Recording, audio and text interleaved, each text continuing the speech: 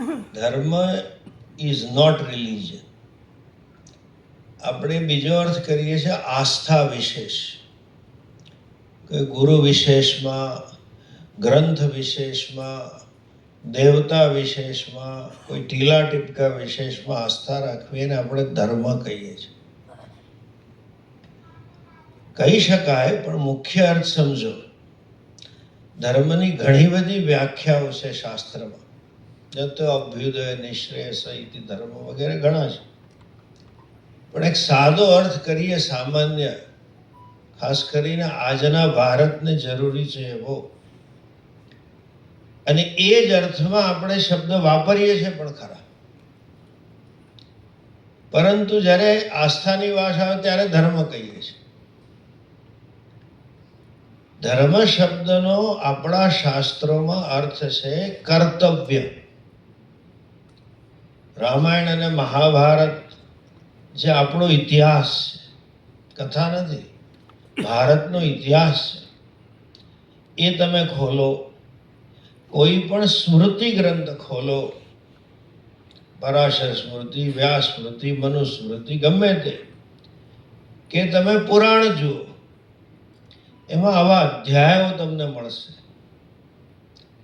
એમાં ટોપિક છે કે શું શબ્દ હશે અધ્યાયનો, કે બ્રાહ્મણના ધર્મો, ક્ષત્રિયના ધર્મો, વૈશ્યના ધર્મો, ગૃહસ્થના ધર્મો, વાનપ્રસ્થીના ધર્મો, સંન્યાસના ધર્મો, આ બધા અધ્યાય તમને મળશે. સેવકના ધર્મો, રાજાના ધર્મો, પત્નીના ધર્મો વગેરે મળશે. ત્યાં માત્ર ને માત્ર કર્તવ્યની વાત છે. શું કરવું જોઈએ, બ્રાહ્મણે શું કરવું જોઈએ, સંન્યાસીએ શું કરવું જોઈએ, ગૃહસ્થીએ શું કરવું જોઈએ અને શું ના કરવું જોઈએ. અને એ અર્થમાં તમે આજે વાપરો છે એ શબ્દ. કોઈ પડોશીને ઘરે પ્રસંગ હોય, તમે ખૂબ લાગી પડો, જેને ઇંગ્લિશમાં કે you on up the function, જાણે આપણી ઘરે જો એમ તમે કામ કરો. એટલું બધું સરસ કામ કરો કે પેલો બિચારો લગ્ન પછી ગળગળો થઈને બાજુમાં મળવા આવે સપત્નીક, અને આભાર માને, તો આપણે બોલીએ છીએ કે એ તો એમાં શું, પડોશી તરીકે અમારો ધર્મ છે. એવું તમે બોલો છો, હા કે ના કહો? ધર્મનો આ અર્થ છે. પડોશીનો ધર્મ, ભાઈનો ધર્મ. પુરુષો એકલા પ્રવચન ક્લાસમાં આવતા હોય ને કોક વાર પત્નીને લઈને આવે તો શબ્દ બોલે છે, ધર્મ પત્નીને લઈને આવ્યો છે. આજકાલ તો પ્રોફેશનલ પત્ની હોય છે, ડોક્ટરાણી જ ગોતે, અને પેલા વાજાપેટી વાળા એ વાજાપેટી વાળી જ ગોતે. પ્રોફેશનલ કોમ્પિટેબિલિટી જોઈએ છે. અલા ભાઈ, સોશિયલ કોમ્પિટેબિલિટી ગોત. એનીવે, લગ્ન પણ ધર્મ માટે છે. આ આપણી સંસ્કૃતિ છે. શબ્દ છે સહધર્મચારી, સહધર્મચારિણી. ચારી જે સફિક્સ છે એનો અર્થ છે કે નિષ્ઠાપૂર્વકનું જીવન, જેને કહેવાય કમિટેડ લાઈફસ્ટાઈલ. બ્રહ્મચારી, કર્મચારી, એમ ધર્મચારી. સ્ત્રી ને પુરુષ બંને સંકલ્પના કરે છે, બધાની વડીલોની હાજરીમાં, દેવતાઓની હાજરીમાં, બ્રાહ્મણોની હાજરીમાં, કે અમે સાથે ધર્મમય જીવન જીવીશું. ધર્મ એટલે ફરજ. આ પહેલા સમજો. આસ્થા વિશેષ નથી, એ તો સંપ્રદાય છે. તમારી આસ્થા હોય કે ના હોય તો પણ તમે ધાર્મિક બની શકો છો. અને આસ્થા ખૂબ હોય તો ફરજ ના બજાવે એ માણસ મારી દ્રષ્ટિએ ધાર્મિક ન કહેવાય. આ આપણી સંસ્કૃતિ છે. રોજ મંદિરમાં ગલગોટિયા ખાતો હોય, કોઈ સ્વામીજી પાસે જતો હોય, મંદિરમાં જતો હોય, કથા કરતો હોય, ઘરમાં મા બાપનું ધ્યાન ના રાખતો હોય, ભાઈઓની સાથે વ્યવસ્થિત ન હોય, ટેક્સની ચોરી કરતો, તો આપણે બોલીએ ખરા કે આમ તો બધો ડોળ કરે છે, પણ નકામો માણસ. કર્તવ્ય છે આપણું, કારણ કે આપણું જીવન જેને ઇંગ્લિશમાં કહે ને સિમ્બાયોટિક છે. આપણે આખી સૃષ્ટિ પર અવલંબિત છે. જન્મથી પરતંત્ર છે. અને પશુઓ મનુષ્ય સિવાયની જેટલી યોનિઓ છે ને એ બધામાં એક સુખ છે કે એનું સંતાન તરત સ્વતંત્ર થઈ જાય, જન્મે ને એના પગ ઉપર હાલતું થઈ જાય. ગાયનું વાછરડું હોય કે હાથીનું મદનિયું હોય, પોતાને સાંભળ્યું કે એની માએ તેડી તેડીને ફરી એ હાલવા માંડે. બકરીનું બચ્ચું હોય, પક્ષીના બચ્ચાઓ પણ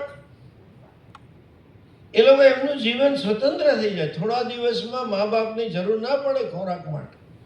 માણસનું એક સંતાન એવું છે કે જેને પગભર થતા 20 થી 25 વર્ષ લાગે છે. અને ઘણા ઢગાઓ તો 8-8 વર્ષ સુધી મા બાપને તેડાવે છે. અને એનથી મોટા ઢગાઓ 40 વર્ષ સુધી બાપાને પૈસા તાગડતી ના કરતા હોય. આ બીજા છે મોટા ઢગા. The still is baby. જેને કહીએ જવાબદારીનું ભાન જ ના. આપણે આખી સૃષ્ટિના ઋણી છે, જેને કહીએ ને વી આર કન્ઝ્યુમર ટેકર્સ. કેટલા બધા કામ કરે છે. સવારે ચા પીધી તો કઈ ગાયનું દૂધ આવ્યું ખબર જ નથી, ડેરીને લીધે. કયા વાછડાને વંચિત રાખીને લીધું. તમે આજે ઓક્સિજન લો છો તો કયું વૃક્ષ તમારા માટે કાર્બન ડાયોક્સાઇડ લઈને ઓક્સિજન આપણને ખબર નથી. પાણી આવે છે, બધું જ એની મેળ આખી સૃષ્ટિ કામ કરે છે.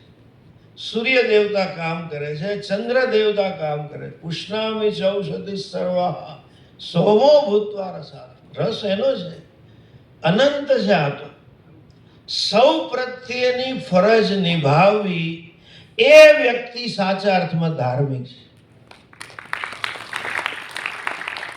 સૌની અંદર બધું જ આવી જાય.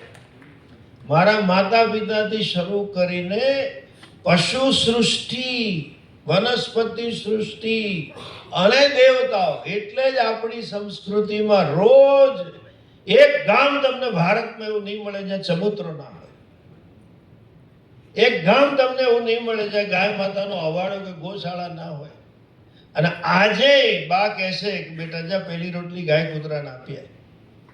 પ્રાણી માત્ર પ્રત્યે આ એક જ દેશ છે વિશ્વની અંદર જેનામાં આ સંવેદનશીલતા છે. કીડી માટે કીડિયારું ભરીએ જ આપણે. બધાને સાંભળ્યું કીડીનું કીડિયારું ભરતો કોઈ દેશમાં ઝાડ પર જઈને લોકો લોટ નાખી આવે છે. ધર્મ એટલે ફરજ, અને એમાં રાષ્ટ્રની ફરજ આવી ગઈ. ટેક્સની ચોરી કરવી એનું નામ અધાર્મિક માણસ છે. સમાજના કર્તવ્યથી વિમુખ થવું એનું નામ અધાર્મિક છે. વૃક્ષો વાવવાથી માંડીને સંવેદ આખી યુનિવર્સ પ્રત્યે આપણી ફરજ છે. અને એટલે જ આ સૂત્ર છે વસુધૈવ કુટુંબકમ.